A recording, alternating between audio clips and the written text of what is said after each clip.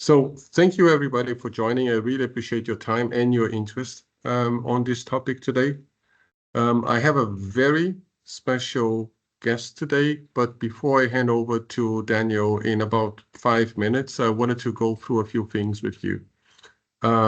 We are expecting to have 10 to 15 minutes for Q&A towards the end of the session.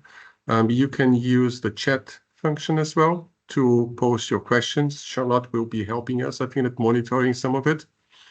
But you can also, instead of using the chat at the end, you just raise your hand and then you can ask yourself, just put your camera on if you're comfortable with that as well. My name is Jaime Paiva. I'm the head of sourcing and procurement for Zurich Insurance in EMEA, but I'm speaking to you today as one of the co-chairs of the Supplier Diversity Chapter. Before we start, I wanted to share a few slides with you, if nothing happens here. We're at the end of your slides. No, it should not be. Ah, no, okay. It wasn't planned to be like this, but anyway, I can start from here.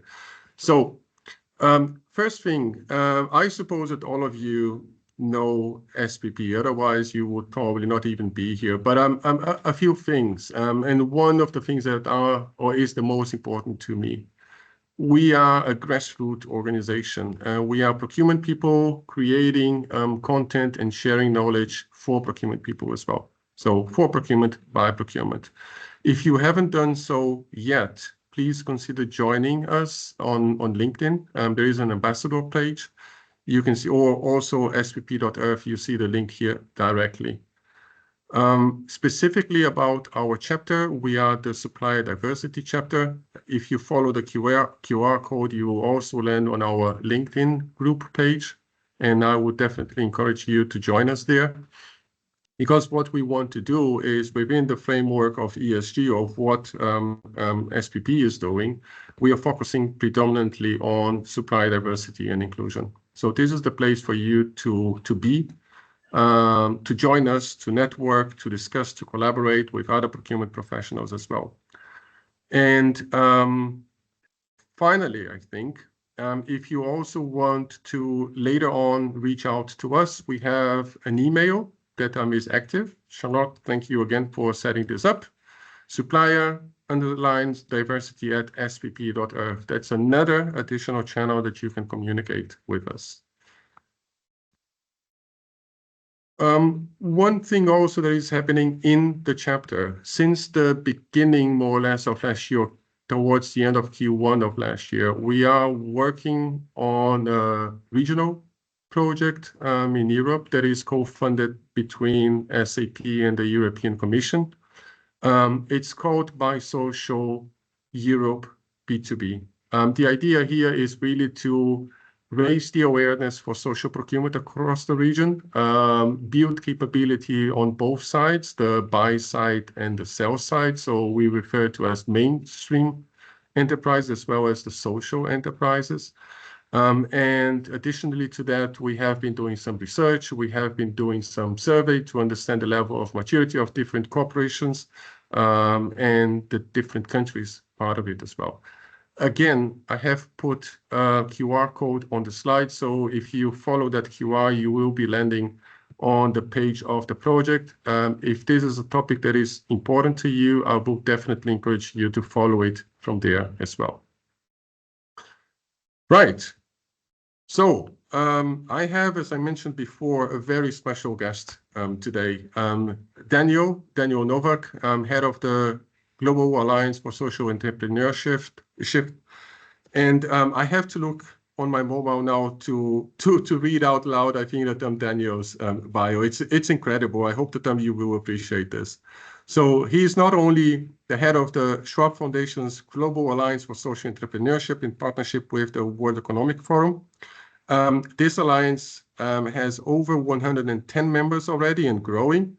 It's representing over 100,000 social entrepreneurs. The Global Alliance is the largest multi-stakeholder coalition for social entrepreneurship, focused on mobilizing the private and the public sector to support social entrepreneurship and innovation. Before joining the forum, Daniel was managing the managing director of Yunus Social Business. It's another organization that I know very well personally, and I would definitely recommend that you get in touch with them. At their Yunus Social Business and Impact Investing Fund for Social Business in Latin America, Africa, and India, co-founded by the Nobel Peace Prize, Mohammed Yunus.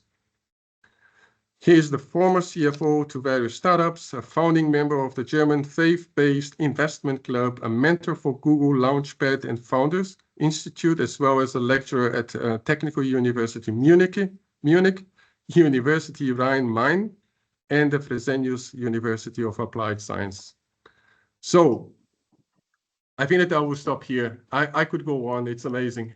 Daniel, it's a great pleasure to have you here. I remember that the first time that I did approach you to, I think that I invite you to join one of our events was probably January or February this year. I'm very happy that it finally happened.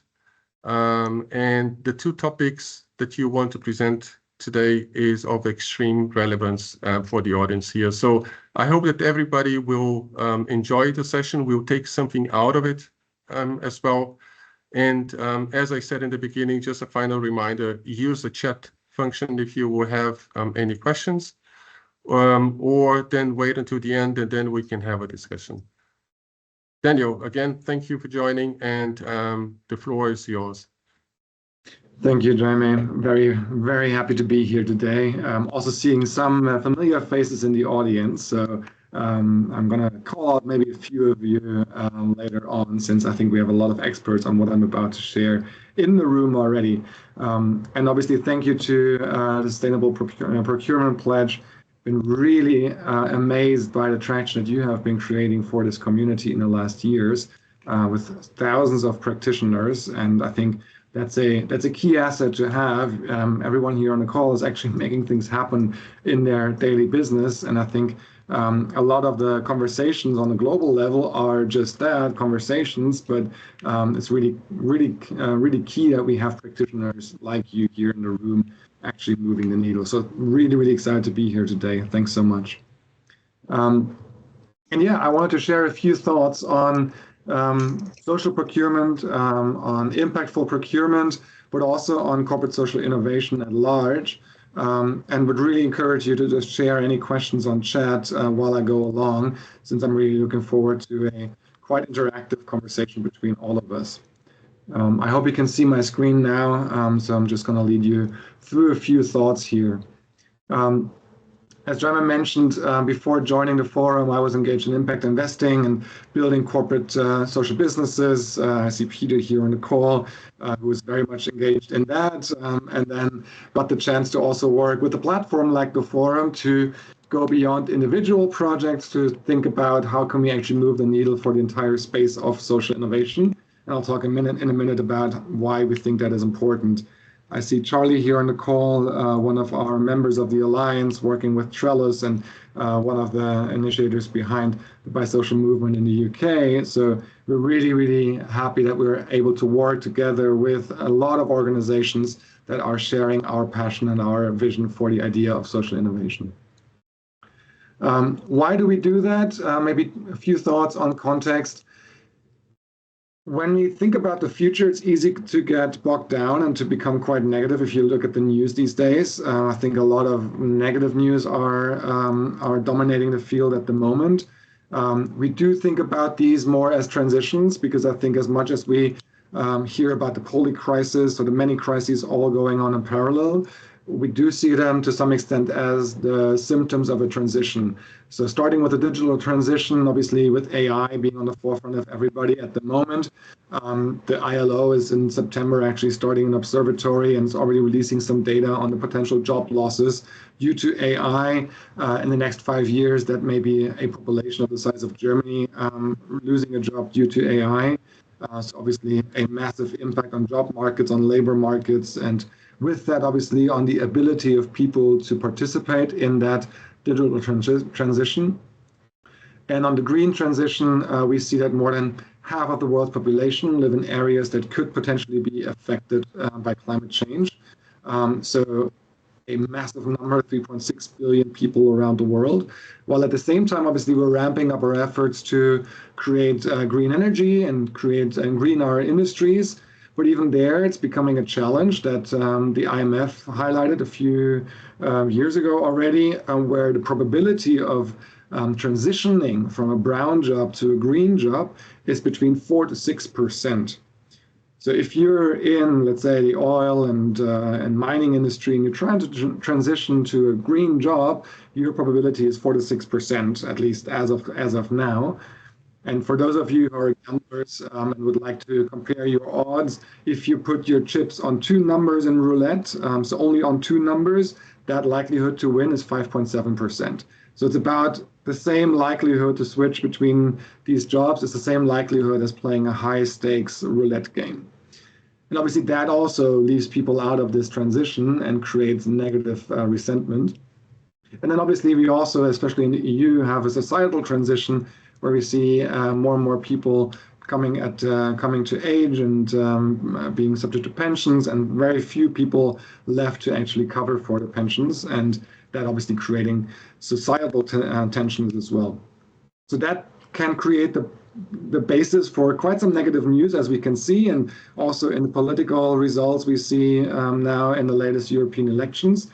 So we see that as a sign that within all of that narrative about a sustainability movement, within that narrative of a transition to a more equitable industry and equitable society, we are actually losing quite a number of people along the way that no longer see a positive perspective for themselves, that feel like regulation is prohibiting them to do many things, and at the same time everything is getting more expensive for them, right? So for many, that's the narrative that they're seeing today. And that is why we truly believe we need more positive answers, and we need more positive examples of how we can actually master these transitions, how we can master the change to a more stakeholder-focused economy. And that's why we consider the social entrepreneurs that we work with, the 100,000 that Jaime mentioned initially, as society's R&D lab. So these social innovators can really serve as an inspiration to how can we redesign, how we can rethink the way that we move to a different economy.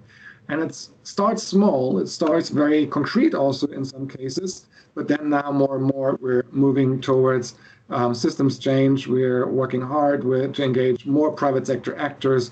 I'll share a bit more later on about our different efforts to do that, but we're also aligning with the public sector. And just next week, we are going to be in Kenya for a roundtable with the Kenyan government and the African Union to implement and help to implement policy in support of social innovation that can make sure that we have a more just and equitable transition. Now, for a long time, social entrepreneurship, so businesses that have a social mission that prioritize impact in the way that they operate, have been seen as a small movement, as a fringe movement, smaller companies here and there. But earlier this year, we released a report that paints the global picture of this sector, and it's been quite staggering. We have about 10 million of these social enterprises globally. So a sizable number. It's about 33% of the global economy when you just count the number of companies worldwide. And they're creating $2 trillion in annual revenues. And that's 2 times larger than the advertising industry and just larger than the apparel industry. And most excitingly, half of them are women-led compared to 1 in 5 conventional enterprises. So that probably also speaks to the value sets behind these entrepreneurs and their drive to create positive impact and to create 200 million jobs around the world that are at the forefront of this more equitable transition. So with that, we also obviously looked at this space, and for quite a number of years, we've been working with companies like here in the room to excite them about this opportunity to work together with social entrepreneurs. Because as you know, you face challenges from various stakeholders every day.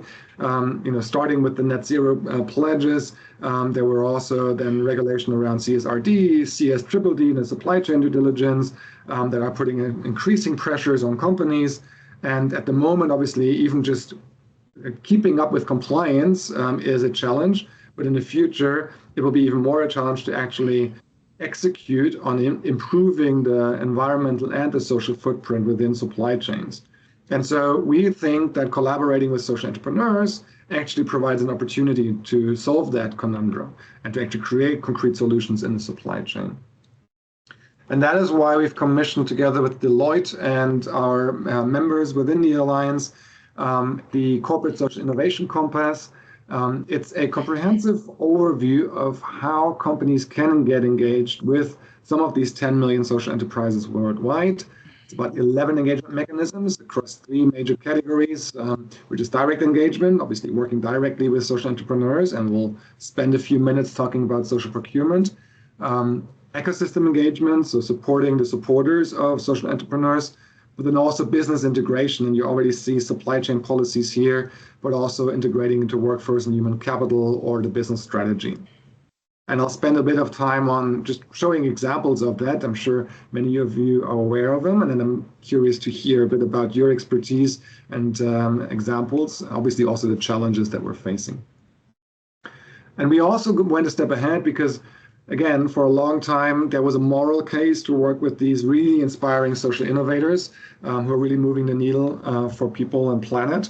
And we also now moved ahead and said, well, this is nice, kind of the intrinsic motivation is great, and it gets you into the game. But to be able to really anchor that with an organization, we have to talk about core business benefits. We have to make it more tangible so that actually the business has a clear picture on why this matters to everyone inside of the organization. And maybe just a few examples to start with, and then we can go into the details. When we talk about social procurement, there's a range of examples. And again, calling out maybe some of the experts here also on the call, like Charlie. I'm sure there's others here as well who I can't see now on my screen. But one example that we, in my old job with YSP, helped facilitate was the collaboration, for example, between Pomario and Grupo Éxito. So really focused on agricultural supply chains, enabling buy local on one end, but then also actually with that model, creating an incremental livelihoods and incremental incomes for smallholder farmers in Colombia. A very transformative project with a massive increase in incomes for the smallholder farmers and also long-term poverty alleviation. There are obviously also many other examples out there. We can later on talk about, for example, integration of services into supply chains. We can talk about, for example, the plastic supply chain, where we've been working with Melita, and earlier I mentioned Peter, who helped set up the We Should Recycle venture in India that is actually recycling plastics with the support of social entrepreneurs, creating livelihoods for waste pickers, and at the same time creating formalized jobs, a really pivotal solution in that region.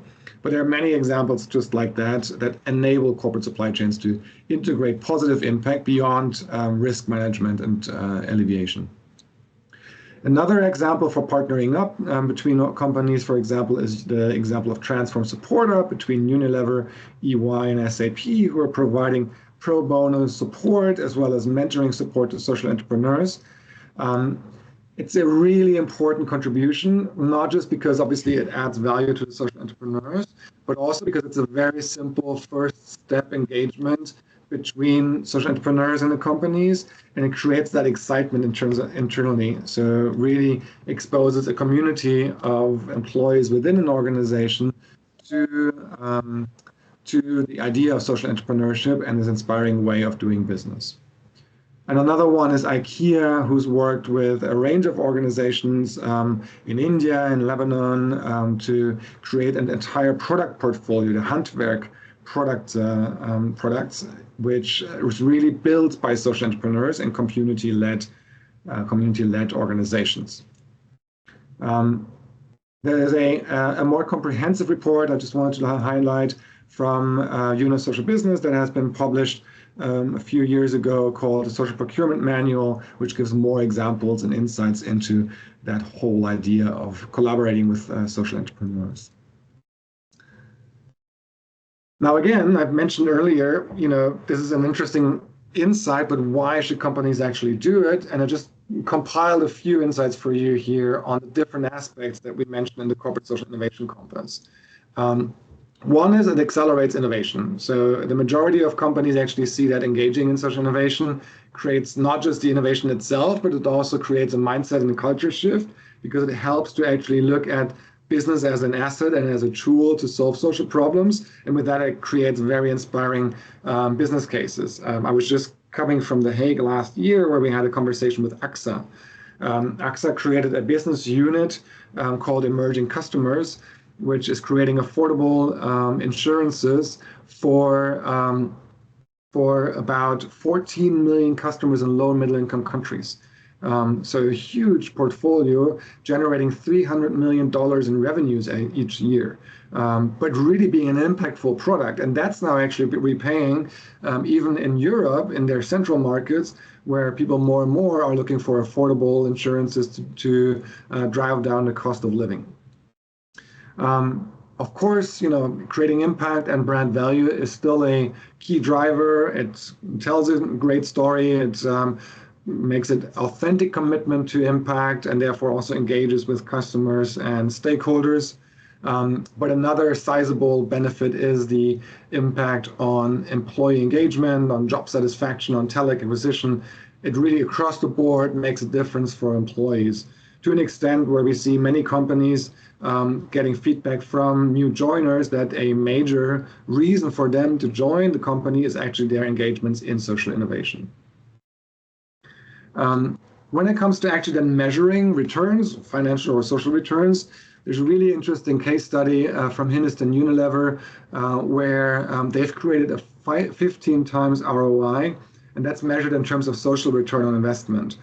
So it's really creating an impact along the Hindustan Unilever supply chain and creating positive impact, and with that really measurable impact in a way that then also your CFO will understand.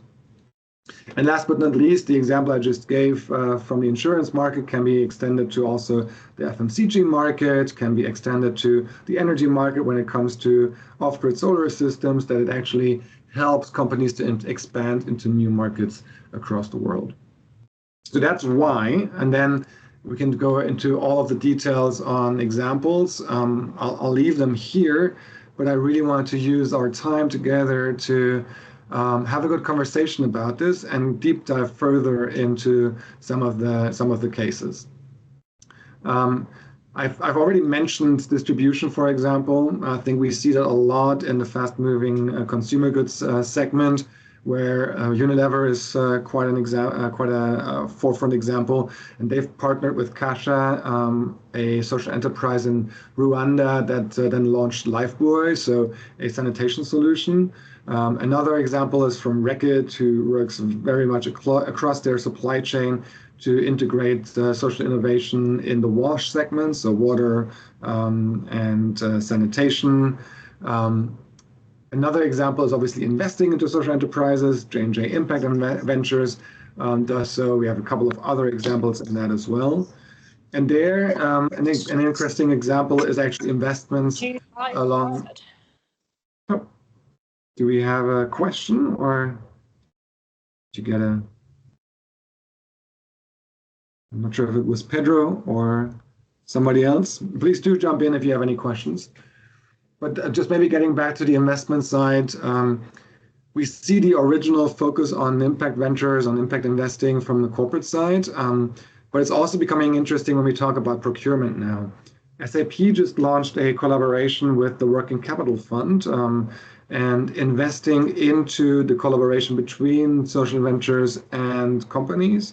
Because one of the challenges we see specifically in buying from these social entrepreneurs, there's many, we can probably have a whole conversation about this, but one of the key challenges is financing the ramp up. So these social entrepreneurs are still in the startup stage, and some of them are scaled, and then it's not so much of an issue. But in many ways, the collaboration with the company will actually increase their scale significantly. And with that, obviously, we all know the payment terms, we all know the volume requirements. It creates a strain on the working capital requirements on side of the social enterprises. And that's really why SAP and the Working Capital Fund work together to provide a bridge for that and allow more collaborations with social entrepreneurs. Similarly, IKEA, who set up their IKEA Social Entrepreneurship entity actually, which is dedicated to facilitating collaborations between social entrepreneurs and IKEA. They also support with innovative supply chain management. So when a new supplier comes on board, they first of all have a roadmap to compliance. So not right away shutting out social entrepreneurs in the beginning when they don't tick all of the boxes, but they instead actually help these suppliers along the way to comply in a 2 to 3 year time frame. But at the same time, they are also investing into those suppliers when ramping up business with them. So there's a lot of examples around combination of social procurement and investing into social procurement. And then last but not least, obviously, a lot of the companies that we have the chance to work with, they are then also integrating it into the policies. The iWay listed here from IKEA is one example, but we see more and more companies actually moving then towards creating concrete criteria that make it relevant to showcase your impact. And I'm formulating it carefully, just because I just want to highlight that obviously working with social entrepreneurs shouldn't shut out other suppliers. Instead, it should raise the bar. It raises the bar in a sense that it actually incentivizes other suppliers to act in a similar way, to look at their supply chain and say, well, where can we create positive impact, right? It's actually something that we're seeing slowly emerging to say, what can let's say, traditional suppliers learn from the collaboration between the company and social entrepreneurs? And then the last thing I wanted to mention is the verification, because for many of you, I know you have a demanding job already, and now trying to find social entrepreneurs is going to be quite strenuous, but there are now increasing solutions around this. One of them is that actually SAP integrated the SCWF verification, which is now the People and Planet First verification. And I actually have some swag here from our friends at Planet and People and Planet First. Really encourage you to have a look at that verification. It's a very low barrier verification that helps you to identify which of your suppliers are actually social entrepreneurs. And SAP has integrated that into its global B2B business network, which is transacting $4 trillion per year. So actually the biggest online marketplace. It's just not as visible as it is B2B. I think many of you probably work with it, are aware of it. But there's now actually a way to identify social entrepreneurs because of that integration. And there should now be 4,500 suppliers that have been identified as social entrepreneurs on that network. So making it easier for you to actually work with social entrepreneurs. It's important infrastructure that's been built over the last couple of years. I hope that helps getting a bit of a picture on where we think this is moving, maybe a bit of a look ahead. We are looking into quantifying more of these activities in the later half of this year in a renewed collaboration with Deloitte. We are looking into a new publication on social procurement specifically. And in that, we want to highlight some of the social risks, but also social opportunities in global supply chains. Again, strengthening the case why companies should engage in social innovation, social entrepreneurship. So if you're already active in that, or if you're interested in that, please do let us know. We would love to collaborate on it. And last but not least, we have launched a corporate commitment to social innovation, the Rise Ahead Pledge. I'll share a link in a minute here. That commitment, obviously, we could argue that the world doesn't need more pledges, and that may be true. But we also know that this commitment really helps, even internally within your organizations, to move the needle. Because with that commitment, you have the opportunity to engage your C-suite and your executives and put it on the radar and put it on the agenda for conversations at the level of business leaders. We still accept signatories for the next round of announcements during the UN General Assembly week in New York in September. The forum will invite the signatories to the office on 25th of September, convening also with the G20 for Impact Network. So it's an opportunity to engage some of the executives in also public and private sector collaboration. And then the next round of signatories is scheduled for the annual meeting of the World Economic Forum in Davos in January next year. So again, an opportunity for you to put this topic on the agenda of your executives, and at the same time create a strong commitment by your company for social innovation. In January, we will actually report on the investments that have been going into social innovation by the signatories, and also the growing commitment over the next couple of years. So those are the impressions from the last year in Davos. It was the first time really that social innovation in the corporate space was really on the agenda in a highly visible fashion. We had had more than 10 sessions contributing to social innovation across the board. Right in the middle here, you see one of our flagship sessions where we announced the Rise Ahead Pledge. We had executives from SAP, from Suez, from Medtronic, from Deloitte, from Microsoft in the room, and then even a closed-door session between 30 executives working on, well, how can we all jointly contribute to the idea of corporate social innovation. So this is really becoming now more front and center, which is we're really keen to see, because as I started in this space more than 15 years ago, this topic was not on that agenda. It really wasn't visible as much. And thanks to many of you here in the room, and thanks to the amazing community that we get to represent, we've made big strides. And obviously we have to make even more strides going forward, but I'm looking forward to doing that with maybe many of you here on the call. I'll leave it at that. Thank you for your time. I'm really looking forward to a conversation now and just to figuring out how we can approach all of this together.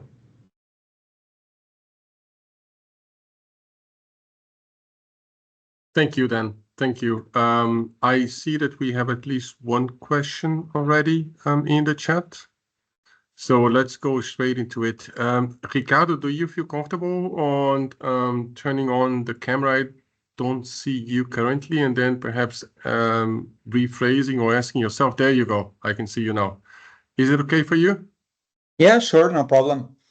Thank you for the opportunity, and thank you, Daniel, for sharing all those insights. So I'm Ricardo, and I'm working with SOPACT. We are an impact measurement solution that we work with foundations, nonprofits, and corporates. And one of the challenges we see in this space is that not always there is a right understanding of what a social enterprise is. On one hand, we have those that think that a social enterprise is a nonprofit organization that is managed like a business, but non-profit oriented.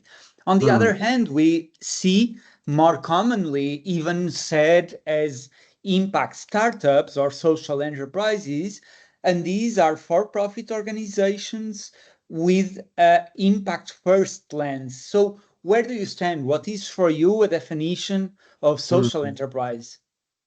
Yeah, thank you, Ricardo. That's obviously the million-dollar question in the sector.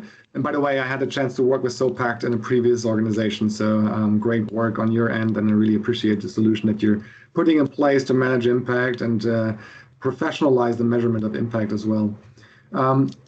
For the sake of our work, we are casting a wide net, right? So we have the mandate to really push ahead on impact-first solutions, right? So we really have in our mandate to look at how can market-based solutions drive impact, create positive impact, and with that, obviously, also drive the needle inside of organizations.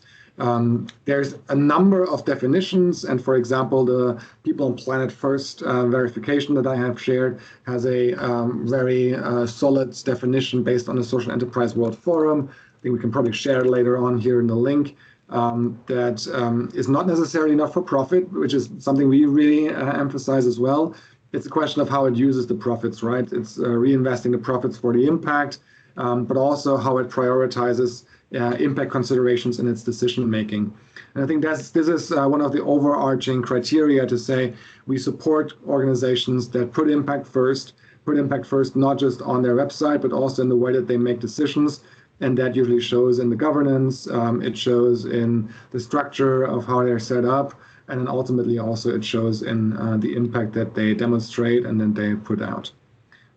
So long story short, happy to share the SEWF definition, happy to share a range of other definitions and certifications. There is, for example, an overlap between social entrepreneurship and social innovation, which is also important to recognize. Just because social entrepreneurs obviously are separate entities, that there's an opportunity to work between companies and social entrepreneurs. But we also want to make sure that we recognize the importance of social innovation inside of companies. A few years ago, the Schwab Foundation has started to recognize corporate social innovators as awardees as well, because we see, like, for example, in the case of the insurance example I gave, that there are individuals within these companies that are really acting as entrepreneurs internally to build impactful products and solutions, and very much share the same vision and spirit of social entrepreneurs themselves. But for the sake of social procurement, again, I would just emphasize and recommend to fall back on some of the verifications, and Charlie has shared the criteria here in the chat. Thank you, Charlie. Really recommend to fall back on the existing definitions that there are out there.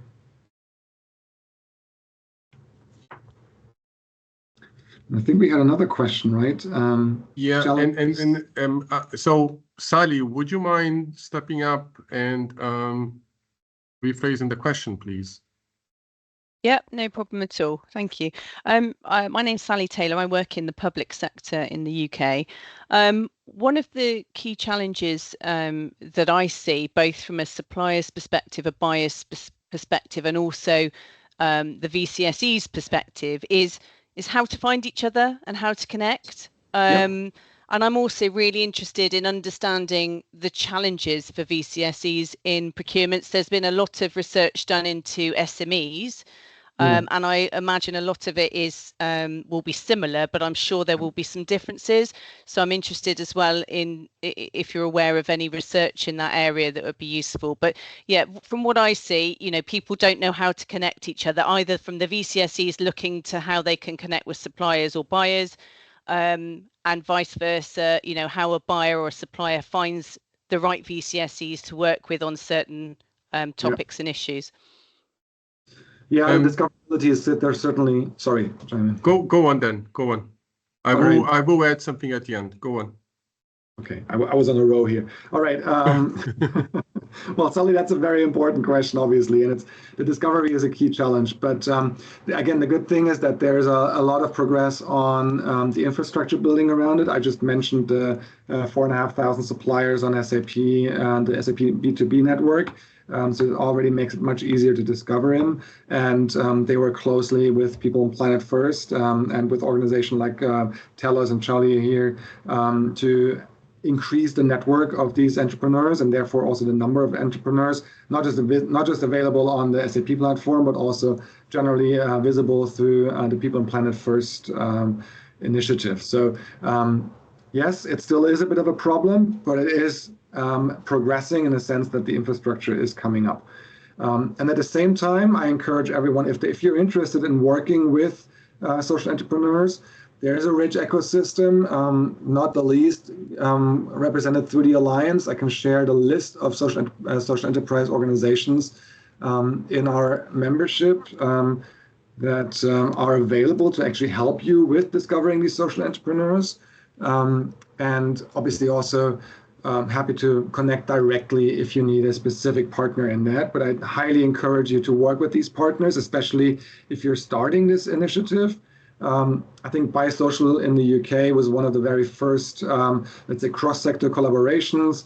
I know Zurich, for example, was one of the early partners in that, and it was set up with Social Enterprise UK. So there's a lot of learnings from them. They've published a 7-year impact report, which I highly recommend. Has a lot of insights on those challenges.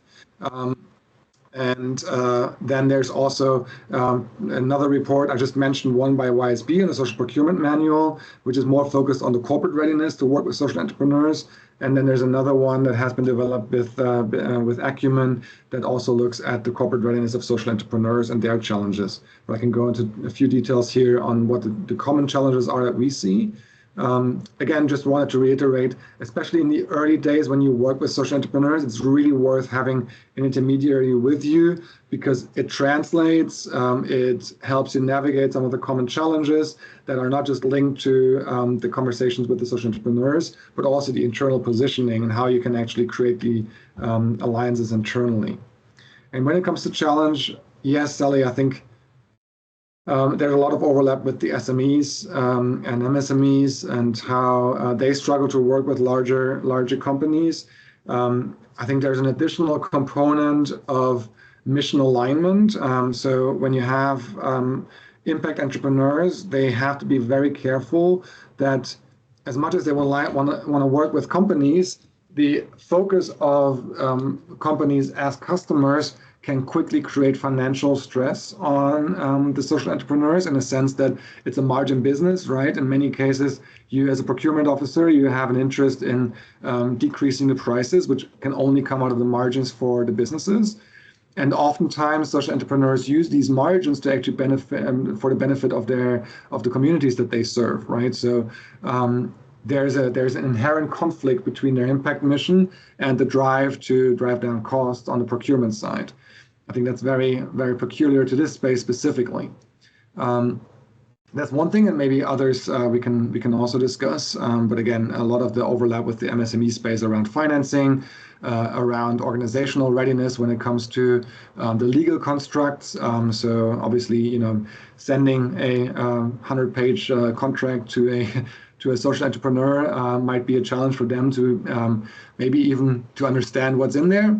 And then maybe the other thing is, especially as you work with social entrepreneurs in low and middle income countries, there is an impact on ESG readiness, which is actually a bit counterintuitive in a sense, because these social entrepreneurs are very impact focused, but because of organizational capacity, they may not be able to tick all of the boxes in terms of ESG compliance. And especially in low and middle income countries, that can actually create risk on their end. So that's something to navigate as you work with these partners. Sally, from my side, and I'll try to be brief here so that we can take other questions as well. Where to find, in my experience or in our experience at Zurich, and I'm switching hats now a little bit, we have been on this journey for 7 years, 8 years or so. Yeah. So my first advice to you is, and I'm happy to take it offline and help you as much as possible, find the national intermediary that you have in your country. Assuming that you are based in the UK, we have them on the line. It's Charlie from SEUK/Telos. They will help you. They know and they have a directory, let's say, of social enterprises that, depending on your spend categories, where you are willing to start with, they can help you indicating companies that you should be considering. The same applies if you're based in Germany. We have Send here. We have Sense in Switzerland. We have SENL in the Netherlands, and so on and so forth. On top of it, as we mentioned here, Telos is a regional arm of SEUK, and they are trying to bring a regional view of it. So if you are spending money in more than one country, you can also go to Telos and work with them. Your second question was about how can we make our process perhaps a little bit more, my words now, inclusive, because that's the reality, right? Most of the social enterprise, they are small in size. They don't have the corporate infrastructure that we have in large organizations. They don't have their legal departments. They don't have their finance departments. I mean, they need to do everything in perhaps 1 or 2 persons only. So there are a few very easy things that all of us we should be considering. Like, for example, do we need to ask them for the same payment terms as we ask for large suppliers? Can we make it, I don't know, 10 days, 5 days instead of 60, 90 days in some cases? Yeah, that will be a significant help for them in terms of cash flow management. Then there are some things more complex that, depending on the industry, might be more or less, how can I say, easy to be implemented. If you are in a very regulated industry, things like, I don't know, CSRD that are coming now, DORA, etc. It will force you to, if you're sharing personal data or not, it will force you to go to a very comprehensive due diligence process, onboarding process to new suppliers. If it is not something like this, or if you're buying something very tactical, low risk, low spend, you can make things simple to them by managing without a contract, for example. Keep in mind that, asking a social enterprise to review a contract template with, let's say, 20 pages, it will take some time. Sometimes they need to ask a legal firm to look at them. That's all additional cost for them. A more sophisticated one is to think about your sourcing strategy overall, and not only as a direct supplier of yours, but embedding social enterprise in your supply chain. So we have a few examples in Zurich where, especially in the facilities management space, we have been integrating social enterprises to our to the companies that manage the location for us, the likes of Sodexo, CBRE, etc. So they are in their contracts with us embedding social enterprise. That's something that we are asking them more and more, and you can experiment this as well in your case. I will stop there so that we can take more questions, but otherwise, please reach out and I'm happy to help.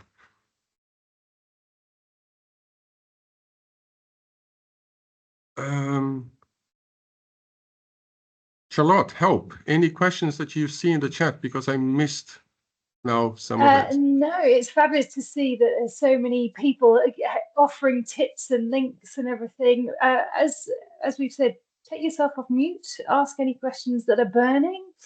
I don't see any at the moment. In the meantime, So maybe let me I'm posting something in the chat. We talked about the state of social enterprise, and it's just also because Charlie brought it up. There's on the link that I shared, there's a world map of social enterprises. So you can see how many social enterprises are reported in which country. Not everywhere in each country do we have the data, but in some we do.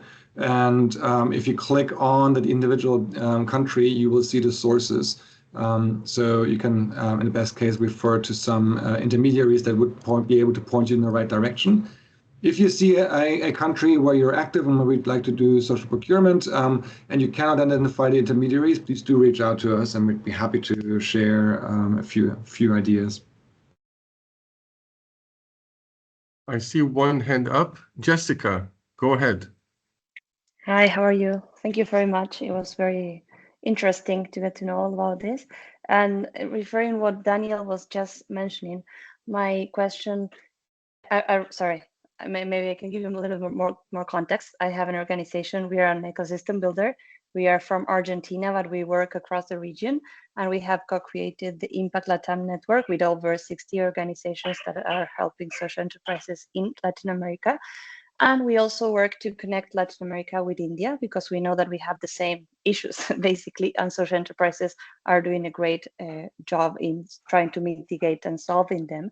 And my question goes thinking about, what do you think is the biggest challenge when these kind of reports are being made, or these initiatives are being made, to connect more with Latin America? Because we now have joined as People and Planet First partner, for example, and we are trying to connect more LATAM with other countries. I'm currently in the UK, but I see that we still need to work more to create this bridge on the social enterprises movement around the world, in Latin America and India too. Yeah, that's a good question. Thank you, Jessica. I mean, Jaime probably also has a view on that, right? But I'm happy to jump on it if you want. So Jessica, one thing just to clarify, are you a social enterprise? Because you mentioned you joined People and Planet First. Well, I have many hats. I run a social enterprise that is a branding agency on one side, but I also run an organization that is an ecosystem builder, and we are official partners for People and Planet First, just like Social Enterprise UK or WFTO, and in order to help social enterprises from LATAM to be verified. Okay, so I'll try to do it briefly again. On the corporate side, I think that one of the big challenges that we still face is awareness. There is still a stigma that the social enterprise is a charity, when it's not. They need to generate the profit, as you know very well. So that's, I think, that on our side. On the social enterprise side, and this is one of the reasons why we are running this project that I mentioned in my opening, by Social Europe B2B, is how do we boost the level of maturity of many social enterprise? Because one thing is to do business with end consumers. The other one is to, has the scale to work with companies like mine, for example. It's a completely different game.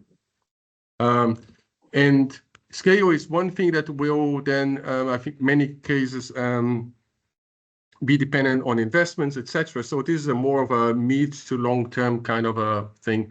But then one thing that if you are a buyer, what I would definitely recommend people doing is invite social enterprises, also in situations where you don't believe that they can win in the beginning, because in our experience, that process in itself will help them developing, I think, that the maturity, to understand how they need to perform in front of a large organization. And perhaps next time that they bid to an RFP, they will have a better chance. Yeah. So again, goes into the topic, Sally's question before, how can you make your process more inclusive? Sometimes just invite them for an RFP and they will learn from the process. The next time they will be better equipped. And maybe adding to that from an ecosystem perspective, right, Jessica? We've run social procurement roundtables with Latin American companies specifically in the last year, and we want to continue that this year. And we're planning with an in-person meeting in November. We had to go to Brazil. We obviously like Brazil very much. We also, however, acknowledge that there needs to be more action beyond Brazil in Spanish-speaking Latin America. So we want to do both. And in September, we actually are going to announce the first signatories of the Rise Ahead Pledge from Latin America as well. So we do see an early traction. We also do want to support more initiatives from Latin America. One of our work streams is very much focused on that. So we'd love to connect with you after the call as well. Not the least because obviously Brazil is hosting the G20 this year. We will have the G20 Social Summit in November, and actually now coming up the Finance Minister Summit. And we are heavily engaging with the G20 presidency to make sure that we support social innovation in the region. Also, but that's maybe another topic, one lever for scaling social procurement that we see is that increasingly it becomes an issue or it becomes a topic in public procurement. And if it becomes a public procurement, it has the potential to trickle down. We just had a roundtable in Chicago a few weeks ago with SAP, where that was highly identified as one of the key levers when especially companies working with the public sector need to prove their social impact and their supplier base. And obviously working with social entrepreneurs provides them with a competitive advantage. It's really wonderful to see all of these tips and exchanges and connections being made here. Super nice. That's what we're all about at SPP. Joanne, I see you've got your hand up patiently. If you want to take yourself off mute and ask a question. Hi, yes, thanks very much for all the information today. It's been really useful. I just wondered, we're at the very, very start of our supplier diversity program, and I was just wondering, do you ask, how do you check which of your suppliers are the diverse ones and the social enterprises? Do you ask them to have some sort of accreditation to prove that, or do you just have them marked on your database somehow? Then I think that this is SEWF all the way, right? Do you want to explore this? You mean on the verification front? Yes, yes, exactly. Yeah.